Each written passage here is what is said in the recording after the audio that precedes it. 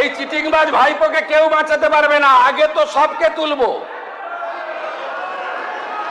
সব ultrasonography machine সিজ হয়েছে, সব এক্সরে মেশিন সিজ হয়েছে। যেটা 21 সালের ওষুধ, এক্সপায়ারি ওষুধ দিয়েছে পেশেন্টদেরকে।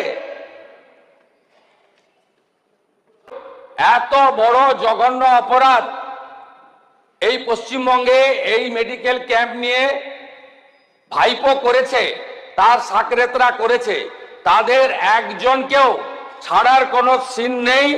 সময় কথা বলবে, টাইম উইল স্পিক। আমরা আট ঘাট বেঁধে প্রস্তুতি নিয়ে সমস্ত তথ্য জোগাড় করে এভিডেন্স নিয়ে ভারতীয় ন্যায় সংহিতা অনুযায়ী কাজ করছি। যথা সময়ে বৃক্ষ তুমি কে ফলে না পরিচয়তে। ভালো থাকবেন।